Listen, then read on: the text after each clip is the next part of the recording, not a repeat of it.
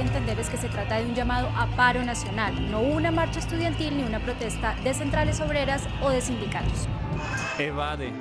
Ese fue el grito inicial de los manifestantes en Santiago en contra de un aumento de 30 pesos del precio del metro en hora pico, lo cual equivale a menos de $2.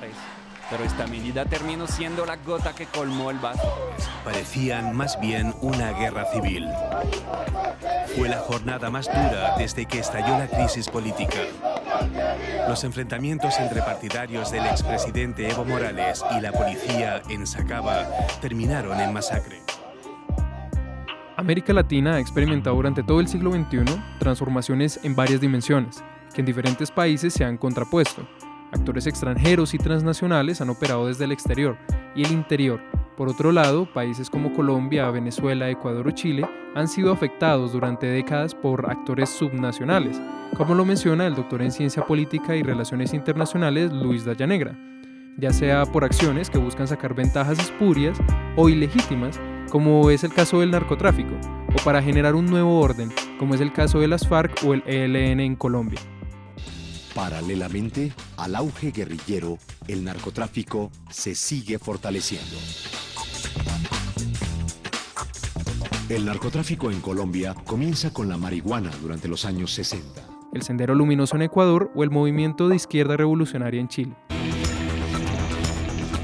Sendero Luminoso, cuyo nombre oficial es el Partido Comunista del Perú, es una organización terrorista de tendencia ideológica marxista, leninista y maoísta, originada en ese país latinoamericano. El objetivo de Sendero Luminoso es reemplazar las instituciones peruanas que consideraban burguesas por un régimen revolucionario campesino comunista inclinado al concepto maoísta de la nueva democracia. Ni el actual gobierno de Bolivia, presidido por Evo Morales, se ha salvado de la resistencia ciudadana, que demostró hace apenas unas semanas la incapacidad de resistirse a convocar nuevas elecciones presidenciales ante la supuesta corrupción presentada en las urnas. Escucharán ahora algunas apreciaciones acerca de la percepción de confianza en la institucionalidad y los gobiernos de América Latina y el accionar de los ciudadanos colombianos con su propio gobierno, encabezado por el presidente Iván Duque. ¿Acaso el país se prepara para manifestaciones iguales o más graves? Según varios autores, como Sebastián Rivera de la Universidad de California Irvine en Estados Unidos, la confianza política es un juicio realizado por los ciudadanos acerca del desempeño de las instituciones fundamentales en el sistema político. Es la creencia de que las instituciones actúan conforme a las expectativas. Cuando esta creencia aparenta disminuirse, empiezan a surgir comportamientos y actitudes políticas en los ciudadanos. Por ejemplo, tienden a apoyar menos los ideales democráticos o son menos proclives a simpatizar con políticas más equitativas y, por último, son más tendientes a incumplir las leyes. Sí, efectivamente, pues los expertos dicen que aparte de los problemas sociales y familiares que enfrentan los jóvenes, pues también las leyes son laxas y pues ya algunos jóvenes están viendo con extensos prontuarios criminales. Acaban de llegar unas cifras del Instituto Colombiano de Bienestar Familiar y son bien difíciles de interpretar porque, por ejemplo, dicen que 33.843 adolescentes ya están privados de la libertad y que 8.054 tienen sanciones no privativas de la libertad. Aún así, cuando los niveles de confianza son reducidos, también se tiende a apoyar actos simbólicos y sociales como las protestas y la participación en las mismas. Escuchemos qué tan interesados estarían ciertos ciudadanos colombianos en participar en protestas.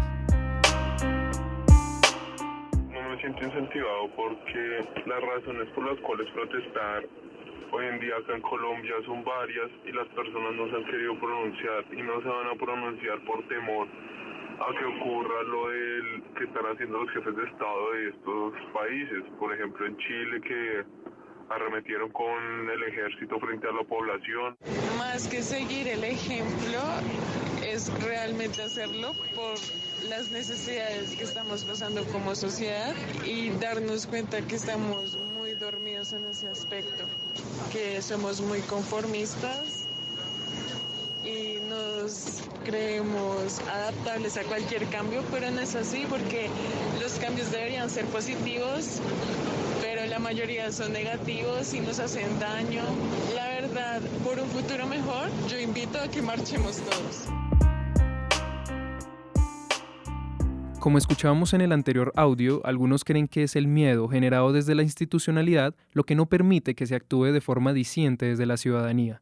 Comprender primero cuáles son las características de lo que está ocurriendo actualmente le corresponderá a nuestro primer invitado, Alexander Gamba, candidato a doctor en Ciencias Sociales por la Universidad Metropolitana de México y maestro en Estudios Latinoamericanos por la Universidad Nacional Autónoma de México.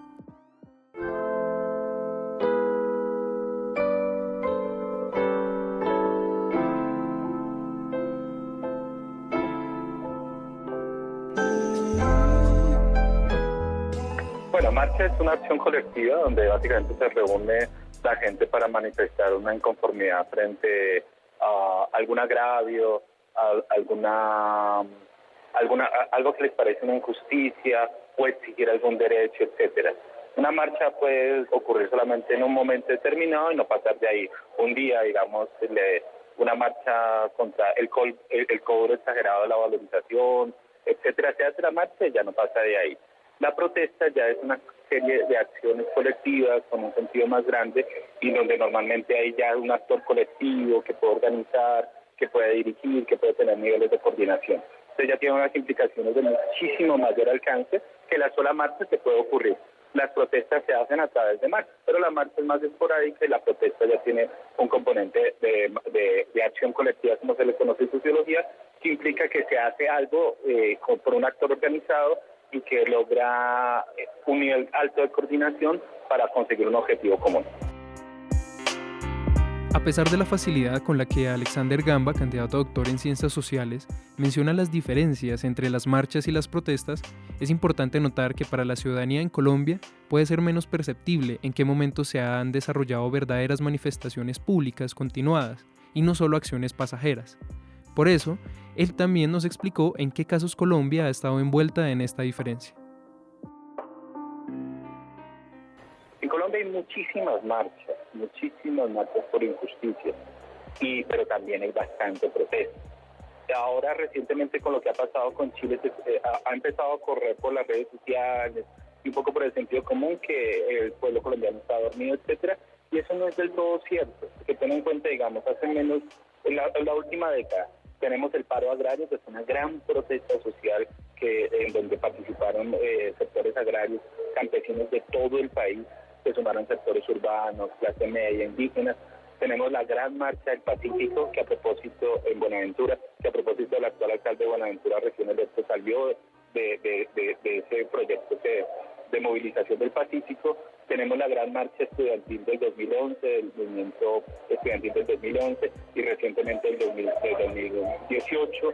Entonces tenemos las movilizaciones por la paz, tenemos una serie de grandes movilizaciones y también pequeñas marchas esporádicas. Pero en general en Colombia se protesta bastante, lo que pasa es que no se protesta de manera articulada como un movimiento nacional, que coordine como recientemente está pasando en Chile o pasó en Ecuador, sino se protesta sobre todo a nivel de sectores o a nivel de región.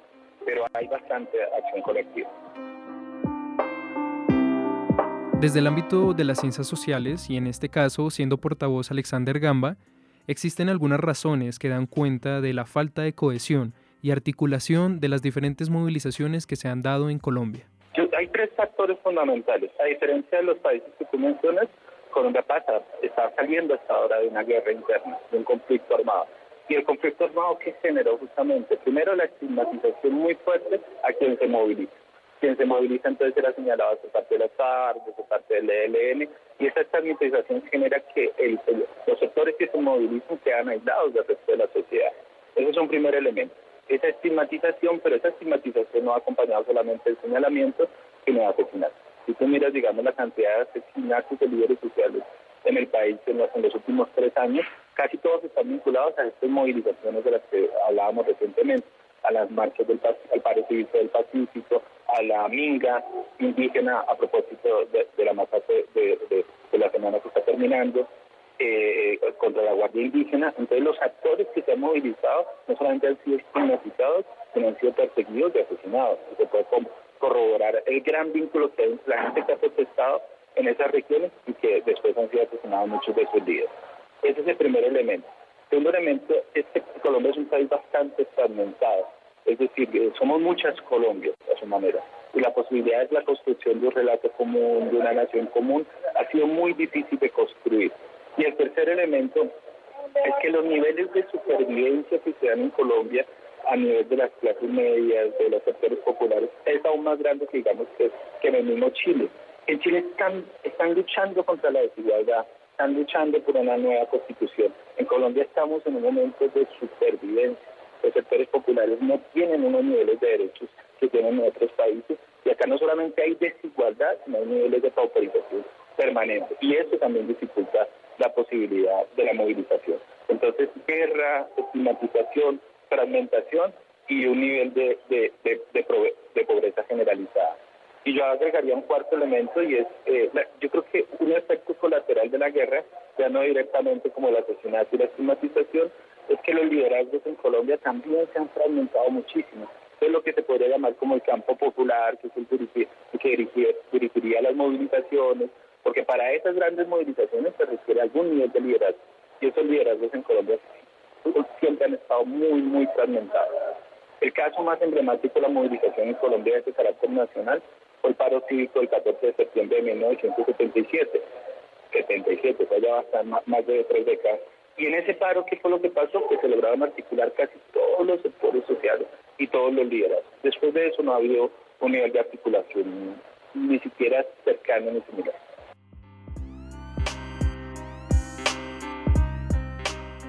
Como escuchamos, Alexander Gamba afirmó que existen 3 elementos que no permiten articular las movilizaciones. 2 de ellas se relacionan con los asesinatos y la persecución de varios de los líderes, así como de la falta de diálogo y comunicación entre las distintas regiones. Por último, es importante añadir que otro de los factores representativos es el de la desigualdad que se tiene en Colombia, que limita la participación ciudadana a causa de la inexistencia de una serie de elementos básicos en la población, como la comida, el vestuario, la vivienda o la salud.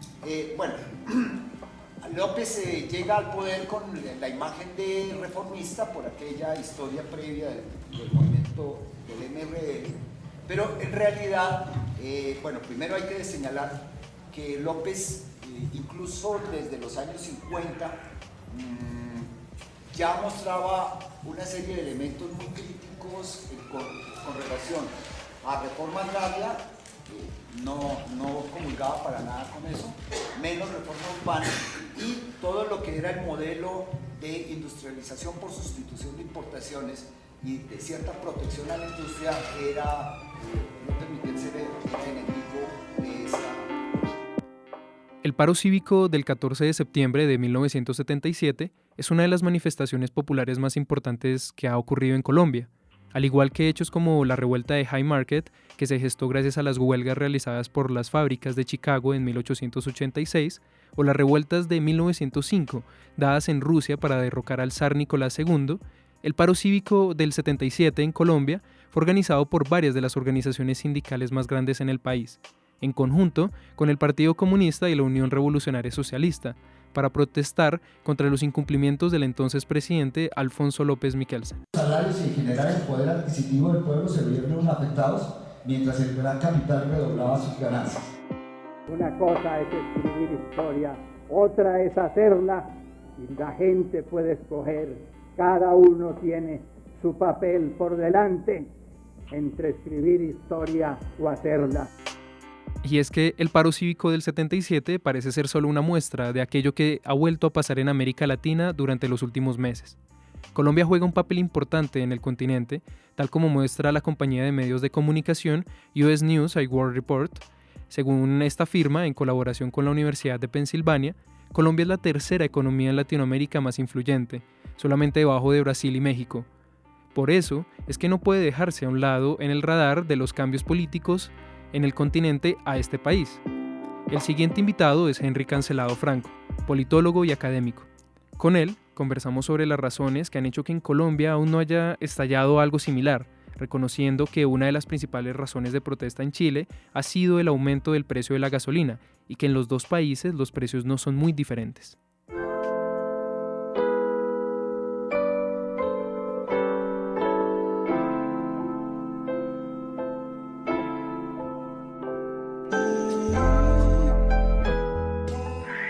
que estamos acostumbrados a esa economía de la miseria. Digamos aquí una de las frases de nuestra cultura popular es: agradezca que hay trabajo, agradezca que le estoy dando, agradezca que al menos puede esto, agradezca que al menos puede lo otro. Entonces mire que es una cultura de la miseria basada en diferentes discursos históricos que se nos han puesto, ¿no? O sea, lo primero a nivel familiar que le inculcan a uno es: hombre, agradezca que tiene el trabajito, ¿no? Y eso es importante, o sea, no se vaya a meter con los malos, no haga esto, si los otros salen usted no se meta.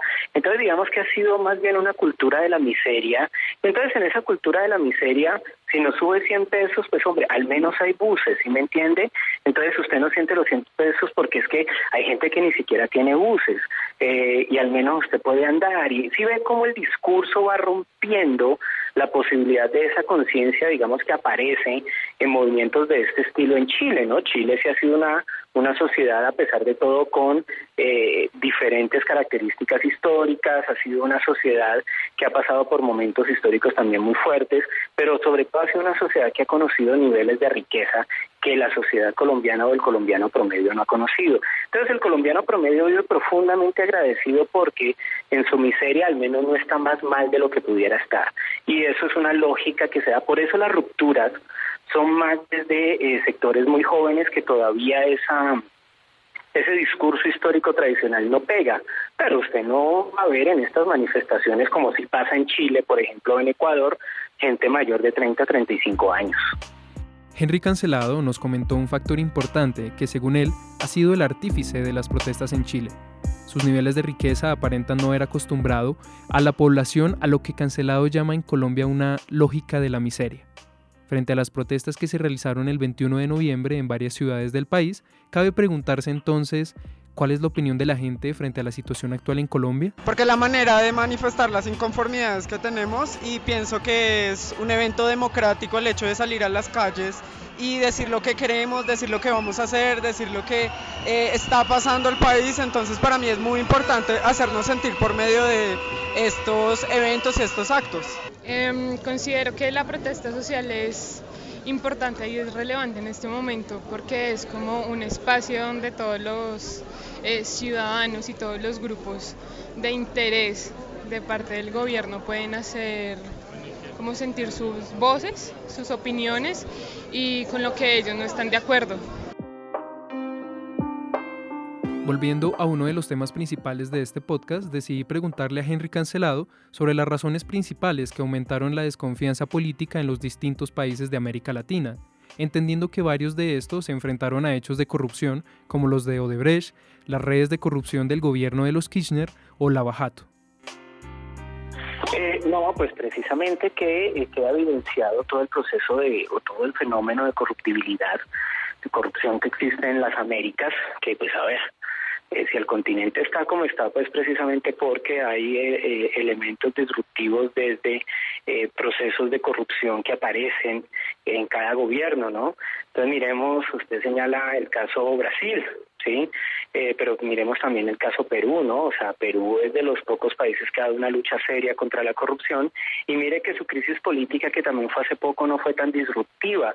Yo creo que es un tema más de ineficiencia que la gente también percibe que hay una especie de cohabitación entre la corrupción y el poder, y eso es lo que también buscan un poco como romper, ¿no? Le apuesto que dentro de una semana seguiremos hablando quizás entonces ya de las manifestaciones en Bolivia, que pues parece ser otro caso de corrupción, en este caso pues un caso a partir de las elecciones, ¿no? Ya hay manifestaciones en Santa Cruz de la Sierra bastante fuertes, pero podemos ver la dinámica argentina, ¿no? Que el kirchnerismo no sirvió, entonces pasamos a Macri, pero Macri tampoco sirve, entonces volvemos a la propuesta inicial.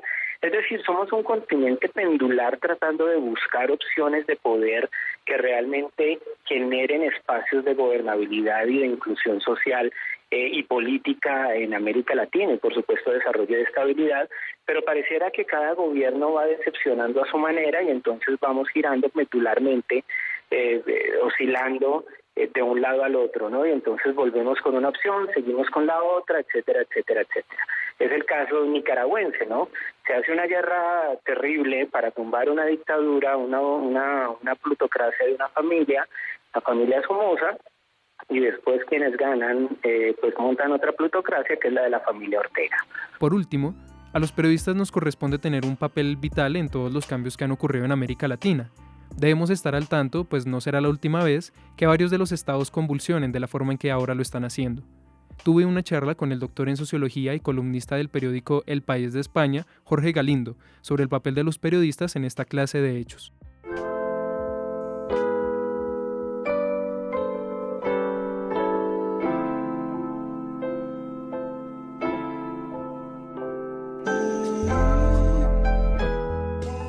Bueno, yo creo que es una excelente pregunta. Es verdad que a los medios de comunicación o a los que hablamos en público, y me incluyo en la primera persona del plural, aunque yo lo hago desde un punto de vista más, digamos, de análisis, nos cuesta diferenciar entre los matices dentro de una protesta. Y nos cuesta porque claro, es algo que requiere tiempo, que requiere atención, que no siempre están disponibles, y resulta más sencillo o más eficiente equiparar todos los tipos de protesta, en lo cual siempre va a haber, por tanto, una dimensión de criminalización social de la protesta. Entonces, yo creo que estaría bien quizás dedicar un poco más de tiempo y un poco más de espacio a buscar esos matices, por ejemplo. Y con las marchas de los estudiantes en Bogotá lo hemos visto claramente en estos últimos meses. A no equiparar todos los tipos de marchas, ni todos los tipos de violencia, ni la violencia de los estudiantes con la de la policía, y a entender y buscar las causas que hay detrás de las protestas de los estudiantes. Esto no sé si ayudaría a crear conciencia, no creo que ese sea tampoco el rol de los medios necesariamente, pero sí al menos ayudaría a poner todos los elementos de juicio sobre la mesa para que después la audiencia decida. Por supuesto, esto también demanda, no es una cuestión solo de los medios, también de la audiencia. Esto demanda una mayor implicación y un mayor interés por parte de la audiencia misma y un mayor acto, digamos, de reflexión y de cuestionamiento de las propias perspectivas, de cuestionamiento crítico de quienes están o estamos mirando a los medios. Es un proceso que no se da de un día para otro, que es lento, en el cual además no está claro quién tiene los incentivos para empezar a moverse en esa dirección, porque, como digo, es costoso en tiempo y en atención, pero que, digamos, yo creo que en algún momento se va a producir también en Colombia, por supuesto. A los periodistas se les es cada vez más difícil diferenciar las exigencias y matices en cada una de las protestas. Como lo comentaba Jorge Galindo, en varias ocasiones es natural ver cómo los periodistas solo tratan los hechos delictivos de estos procesos sociales. La dimensión de criminalizar la protesta requiere mucho menos que el análisis referente, por ejemplo, a las causas de las marchas y protestas estudiantiles. En el caso colombiano, se da, por ejemplo, las inconsistencias en las cifras mostradas por el Ministerio de Educación frente a lo pactado durante el año 2018 entre el Gobierno Nacional y las instituciones de educación superior, de lo cual pocos medios han hablado aún. Jorge Galindo también nos comentó cuáles son las implicaciones económicas que tienen los hechos de protesta en el caso colombiano. Ahora escucharemos que no todo es malo, que hay unas implicaciones que pueden llegar a ser muy positivas a largo plazo. Pues el efecto económico de una protesta depende de la dimensión de la protesta y a qué se destine, y también, por supuesto, de la respuesta por parte del Estado. En Chile, por seguir con ese mismo ejemplo, se puede argumentar que tanto las protestas como la respuesta estatal, no ya hoy, pero sí en el pasado con el estado de emergencia declarado, ha sido grandemente disruptiva con respecto a la economía chilena. No tenemos las cifras todavía, pero probablemente veamos que ha habido un efecto que va mucho más allá de la bolsa. Y bueno, lo que pasa también es que precisamente las protestas en Chile están motivadas por razones económicas.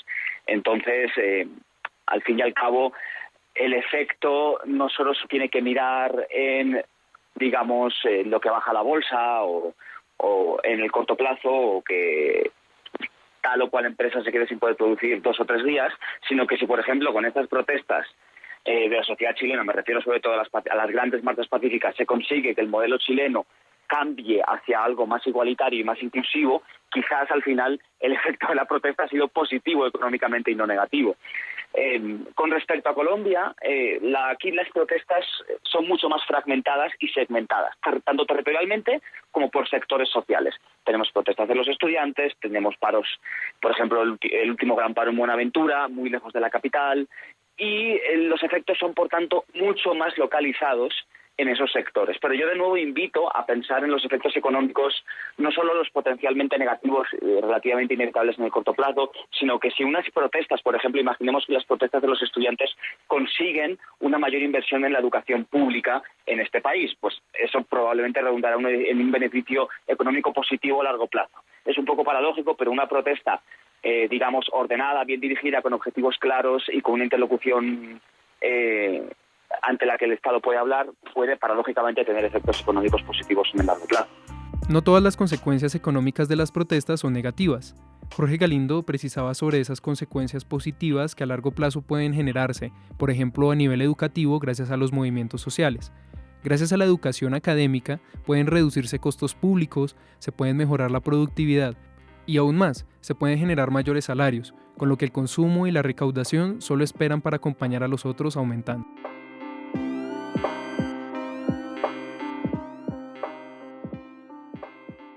Como conclusión a este podcast, vale aclarar que varios de los periodistas y profesionales con los que hablamos tienen puntos importantes que decir frente a las protestas y frente a lo que está ocurriendo en América Latina. En Colombia se va a gestar una gran protesta que en los próximos días va a ocurrir y que puede llegar a generar grandes cambios a nivel de América Latina y que han venido surgiendo desde hace muchos años. Vamos a ver qué es lo que ocurre con este gobierno, si empieza a escuchar de verdad y a seguir las indicaciones de los profesionales y de las academias que pueden darle un punto de vista mucho más objetivo al gobierno y menos politizado.